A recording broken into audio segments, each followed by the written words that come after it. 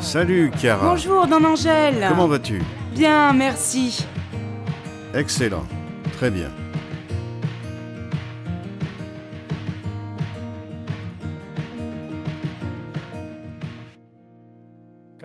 Très chère famille salésienne de Don Bosco, à la lumière de notre pédagogie et de notre spiritualité, nous voulons redécouvrir cette année la dimension laïque de notre charisme. Je veux dédier l'étrenne à vous tous, garçons et filles, parce que vous êtes la bonne levure qui fait croître et rend plus savoureux le pain de la famille humaine, le pain du royaume de Dieu. Et Jésus dit encore: à quoi puis-je comparer le royaume de Dieu? Il est comparable au levain qu'une femme a pris et qu'elle a enfoui dans 3 mesures de farine, jusqu'à ce que toute la pâte est levée. Le levain travaille en silence. La fermentation se produit dans le silence, tout comme l'œuvre intérieure du règne de Dieu.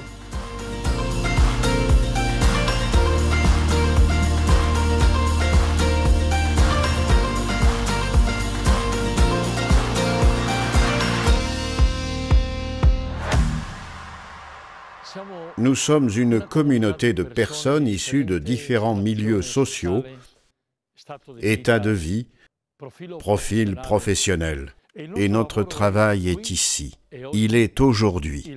Le royaume de Dieu requiert notre collaboration. Mais il est avant tout l'initiative et le don du Seigneur. Notre œuvre faible, apparemment petite face à la complexité des problèmes du monde, si elle est insérée dans celle de Dieu, devient très forte et ne craint pas les difficultés. Nous pouvons donc dire que le royaume de Dieu est comme ceci, une petite réalité apparemment insignifiante, et qu'il faut être pauvre de cœur pour en faire partie, et ne pas se fier à ses propres capacités, mais à la puissance de l'amour de Dieu. Ne pas agir pour être important aux yeux du monde, mais précieux aux yeux de Dieu qui préfère les simples et les humbles. Réalité, un royaume de Dieu qui germe dans le monde entre les lumières et les ténèbres. Une réalité vraie, filtrée, recherchée, rejetée.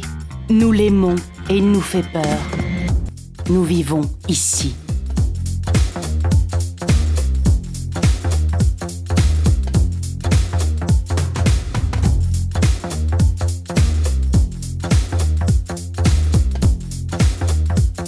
Le pape François nous le rappelle lorsqu'il déclare « Chaque génération doit faire sien les luttes et les acquis des générations passées et les conduire à des sommets plus hauts encore. »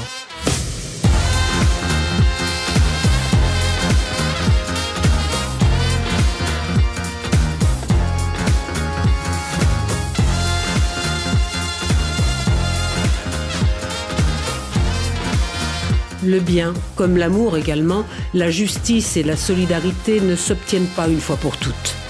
Il faut les conquérir chaque jour. Rappelons-nous, nous vivons ici.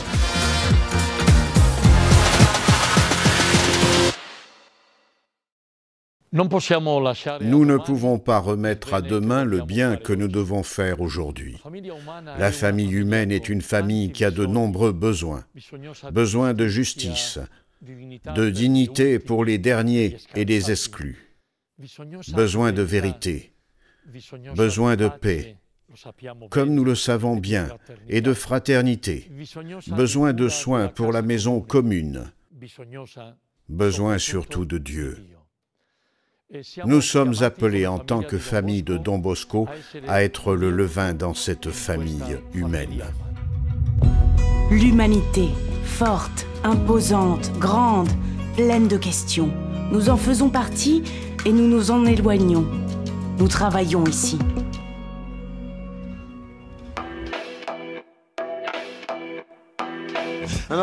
Je m'appelle Eric Ponce et je suis né à Ciudad Juárez et je viens d'une des régions les plus conflictuelles et violentes.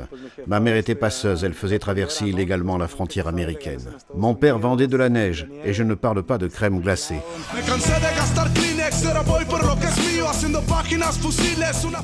L'atmosphère était si tendue que j'ai commencé à détruire toute forme de lien. Tout à coup, il y a eu des crimes, des meurtres dans nos parcs, ce qui n'était jamais arrivé auparavant. Nous avons réalisé que presque tous nous avions quelqu'un à pleurer. Des garçons qui avaient faim, qui voulaient littéralement se nourrir. Ils t'emmènent dans des bars chers, ils t'achètent la drogue chère, et une fois à l'intérieur, ils te demandent de payer. Aimes-tu cette vie? Alors tu dois faire ça. Massacre, fusillade, ils te prenaient pour quelqu'un d'autre et te tuaient. La plupart de mes amis ne sont pas là pour raconter l'histoire. Certains sont morts, d'autres sont en prison.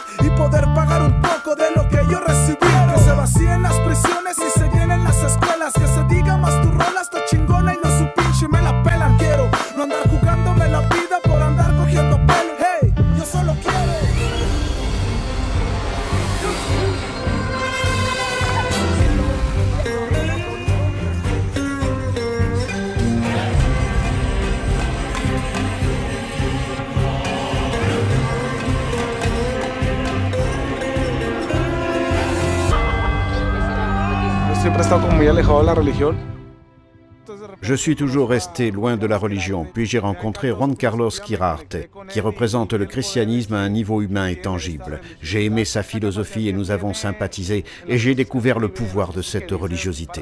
La capacité qu'il a quand il écrit des choses pour impliquer les exclus, pour utiliser Dieu comme un changement pour ces jeunes, pour moi c'est un symbole qui te fait respecter l'Église.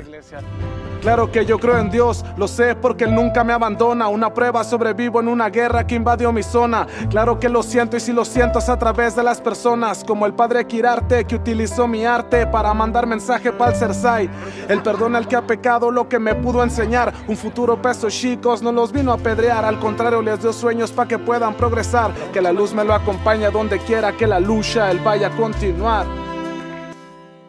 Le but ultime de la mission de Don Bosco est, avec le salut de ces garçons, la transformation de la société. Sans les laïcs, comment y arriverons-nous? L'Église a besoin de laïcs et de la vision laïque pour parler le langage de l'humanité, pour vivre l'humanité.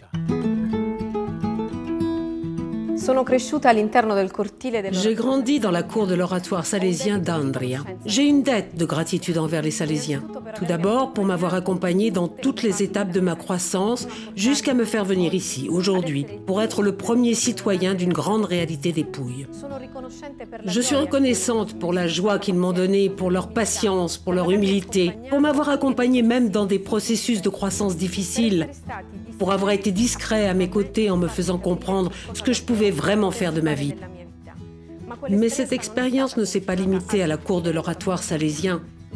Là-bas, nous avons appris que nous devions être le sel de la terre. Là-bas, j'ai appris ce que signifie être le levain pour les autres. Là-bas, j'ai mûri le choix de m'essayer au difficile exercice de la démocratie et des leçons. Et aujourd'hui, avec cette écharpe tricolore, je ressens le poids d'une grande responsabilité. Celle d'essayer d'accompagner mon peuple sur le chemin de la renaissance, sur le chemin de la cohésion. J'ai choisi comme thème de mon mandat les personnes au centre, le soin des personnes en commençant par les plus petits. Don Bosco était si prévoyant. Il a compris qu'il devait être proche de ces garçons, qu'il devait humblement s'assurer qu'ils se sentent en sécurité, qu'ils sentent qu'ils sont dans un port où ils peuvent vraiment construire, même sur leur fragilité, la richesse et la beauté de leur vie. Don Bosco, les Salésiens, sont un espoir pour nous, pour beaucoup.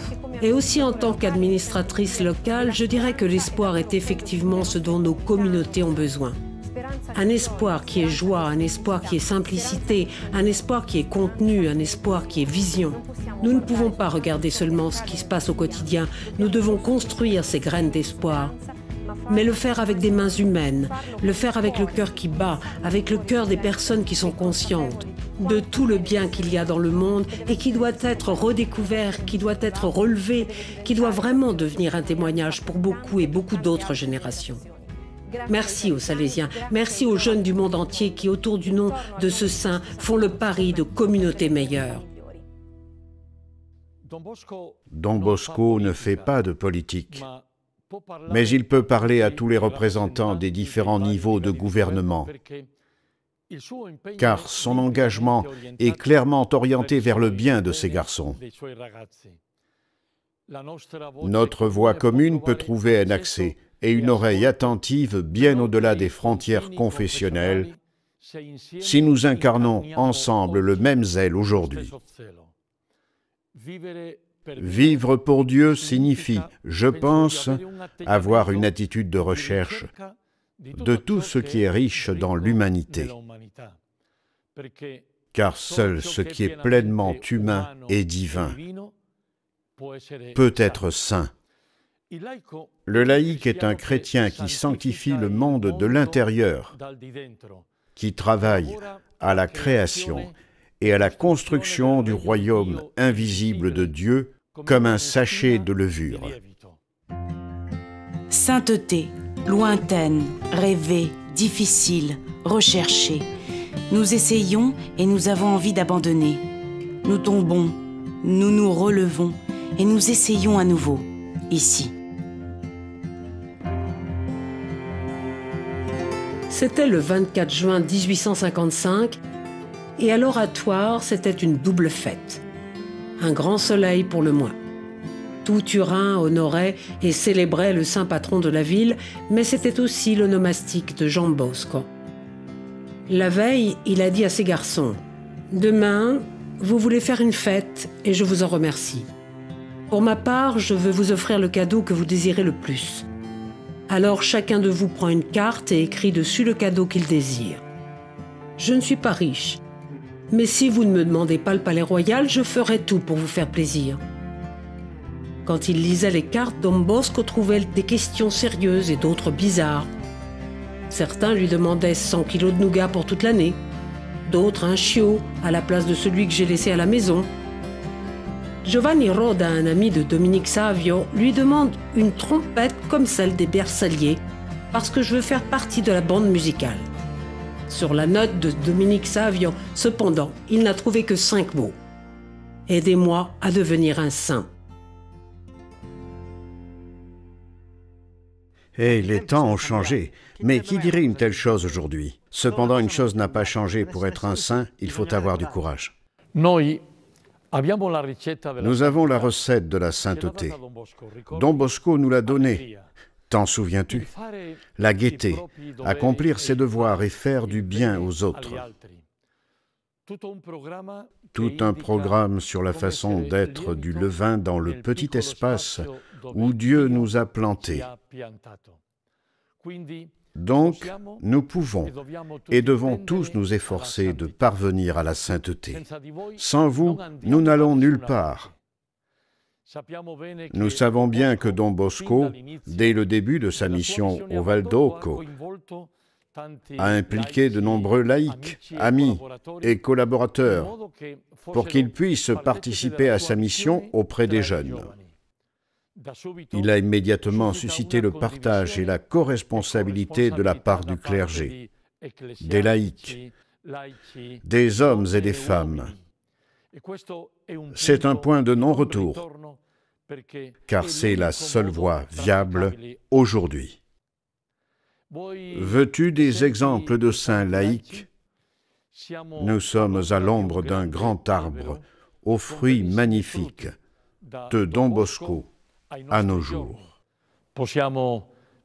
Nous pouvons penser à Zatti, Zefferino Namuncura et Laura Vicuña, Alberto Marvelli, Domenico Savio, Alessandrina da Costa, Attilio Giordani, les jeunes martyrs de Poznan, le jeune Bachir du Pakistan ou l'Indien Boy Bororo Simao et la bienfaitrice Dorothea de Chopitea.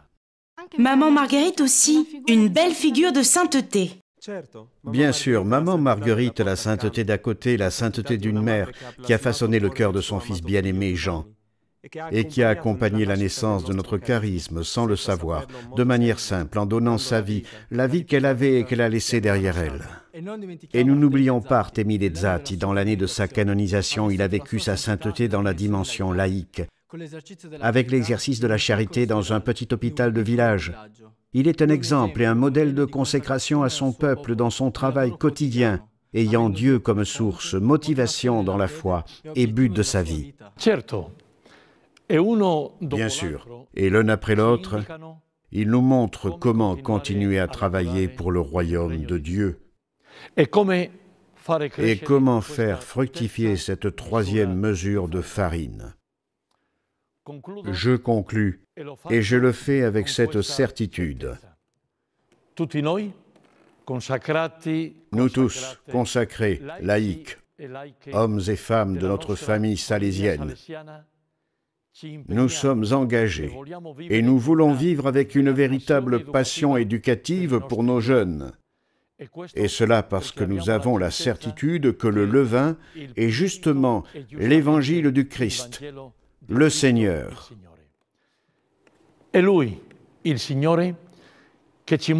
C'est lui, le Seigneur, qui nous montre comment tout ce qu'il touche, tout ce qu'il regarde, se remplit de vie. C'est lui qui fait toutes choses nouvelles. Le royaume de Dieu, toujours en devenir, toujours en effervescence, toujours en croissance, réel, humain, saint, une réalité où chacun a sa place. Et vous, cher jeune homme, toi, mon cher frère, ma chère sœur de notre famille salésienne, vous, père, mère, vous, éducateurs, professeurs, vous tous, chacun d'entre vous, chacun de nous, nous devons nous dire quelle est ma place dans cette réalité du royaume de Dieu. Del regno di Dio.